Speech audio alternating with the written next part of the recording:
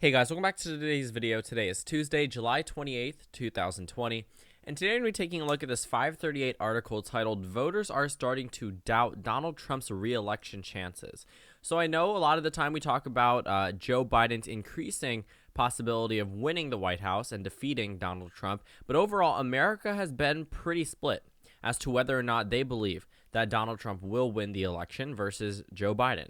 So we're talking about a group of people that generally expect whoever is leading in the polls to win the election. But as we know, from May, practically throughout almost the entire campaign season, except for that little blip in March, Donald Trump was never really ahead of Joe Biden nationwide. He did marginally better in some swing states, but he was still underwater in most of them and still expected to lose the election if the polls were 100% accurate.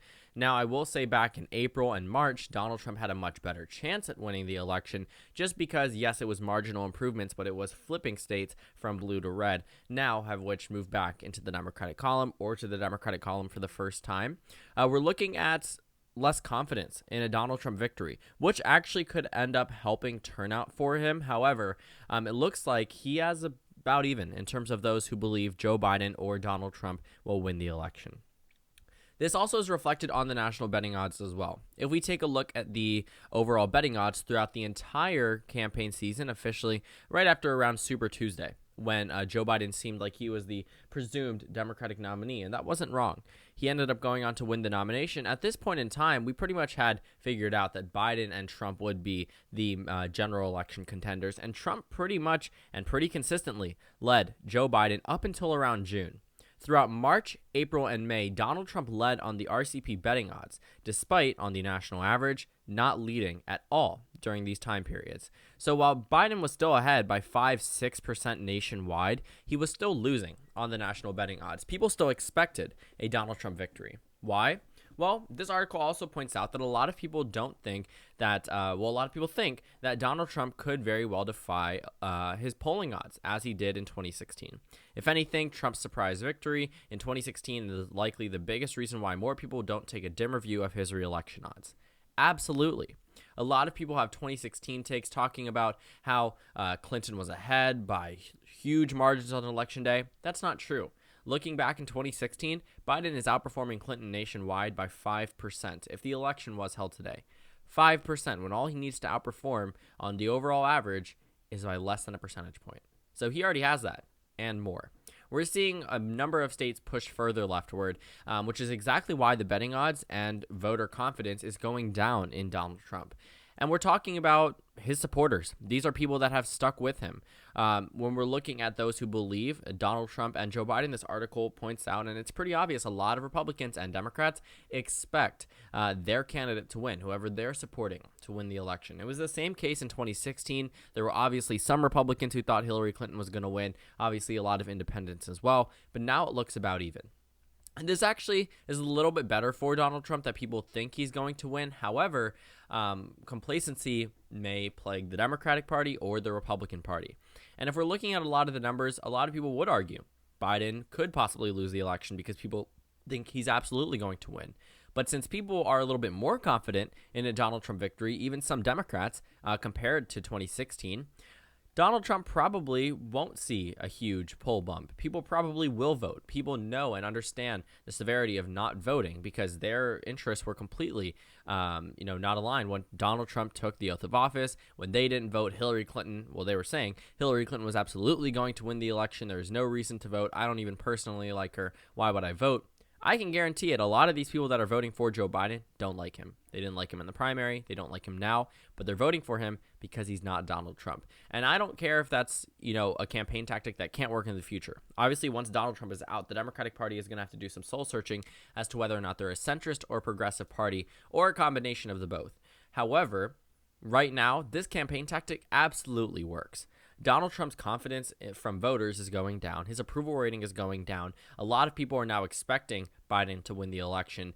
And yes, that may have a sense of complacency for a lot of Democrats and may end up with them not wanting to vote or not expecting to have to vote. But I can guarantee it, a lot of them are absolutely going to vote. A lot of these Democrats, or at least not even Democrats, some people that just didn't vote in general, the 120 million people that didn't vote in 2016, that probably, not all of them, obviously, because we probably won't see turnout more than that number, but a lot of people who didn't vote in 2016 absolutely will be voting in this election.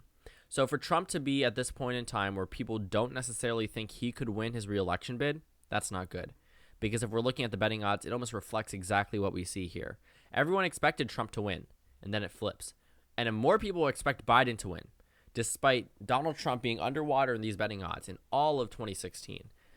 That's really bad, because people are already accounting for the fact that Biden could very well underperform the polls that he's leading in, that Trump could somehow bring out the silent majority that doesn't really exist if we look at the data from 2016. But in the sense that it does exist, all of that is being accounted for, and people are still throwing their money, throwing their expectations behind one candidate, and it's not Donald Trump. And that means America is starting to catch up with a lot of what the nationwide and statewide polls are showing. Because you can't win an election if you're underwater in Arizona or Florida, or Michigan or Pennsylvania or, Wisconsin. Let's go ahead and see Wisconsin. Underwater in a number of other swing states, or very competitive in some of them. Doing pretty well in Ohio for Donald Trump. He's doing better than a lot of other swing states, but still underwater. Doing well in Iowa. Okay, ahead here by 0.2%. When I say doing well, it's because he's... Okay, that's interesting. Well, yesterday, when I made this video, Trump was tied with Biden, but I guess he is doing well in a sense, but okay. Moving on. We'll talk about this, definitely, because, wow. All right. Looking at the national average, Donald Trump is at 41.8% of the vote. Now, obviously, he's going to get a lot of undecided voters. I think a very grim reality for the Democratic Party is that they don't have the overall majority with independents, or not independents, undecideds. A lot of independents have already jumped onto the Biden campaign and said they're voting for him.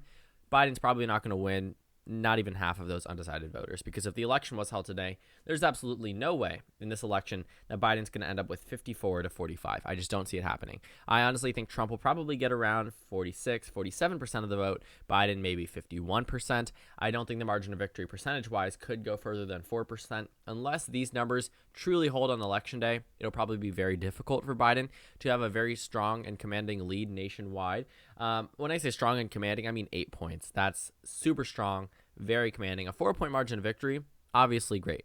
One of the largest margins of victory we'll probably see in our lifetimes. However, I wouldn't say that's strong and commanding in the sense that it absolutely depicts a landslide scenario, because I don't expect Biden to carry, like we just saw Texas, I don't expect him to carry Ohio. I don't expect him to carry Iowa, but things definitely can change through election day.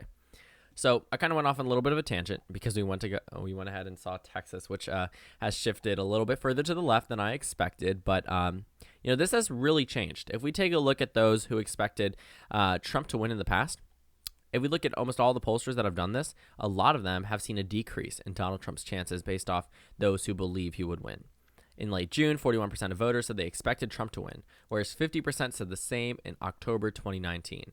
Keep in mind, this point in time, we did not officially have a Democratic nominee. We didn't know who it was going to be. Joe Biden was the front runner, I'll give you that, but people still expected Trump to do pretty well. Conversely, 45% Biden would win in June, an improvement from the 40% who picked him in October. So he was roughly around the same numbers as Donald Trump in, Donald Trump's numbers are roughly where Joe Biden was in October, but it's been a complete flip.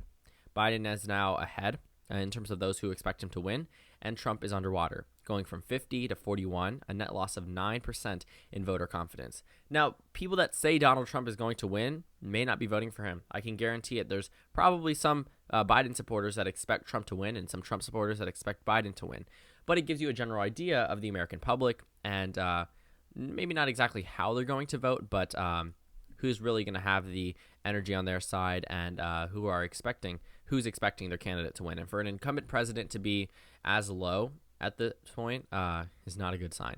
Let's go ahead and see. So moving past this one, Republican pollster Echelon Insights has also observed a downward trend in Trump's numbers. In a survey completed last week, 33% of likely voters said they expected Trump to win, which is down from 39% in June. So that's a 1 month difference of 6%, negative 6%.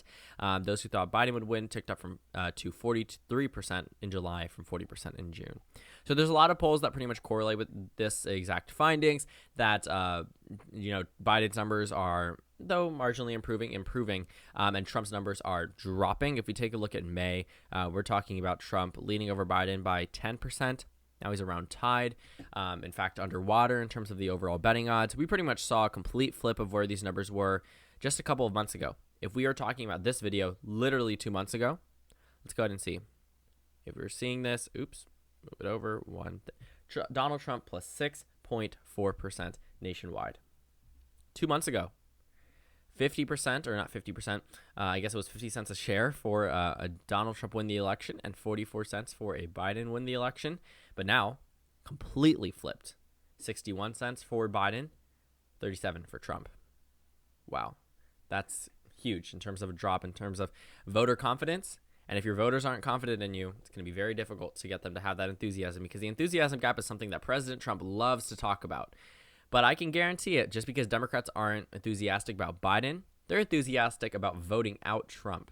Maybe not so much for Biden, but voting out Trump is probably one of the biggest issues for the Democratic Party, and they are absolutely going to ride that momentum. Donald Trump is driving up Democratic turnout, absolutely. He was crucial to their 2018 House victories, and, now very well could be crucial to them winning the Senate, winning the House, and, of course, winning the White House. So thank you guys so much for watching this video. Make sure to comment down suggestions below. Subscribe on the left if you haven't already, and check out the Instagram and Twitter. On your screen, there should be a video you can go ahead and watch, and then a playlist for, I guess, my 2020 election nights. There's only about 4 or 5 videos in there. You can go ahead and watch them if you'd like. It's just an overall rundown of what you might see on election night from MSNBC or CNN, whatever. Again, thank you guys so much for watching this video. Please consider joining as a member on my channel, and I will see you all later today.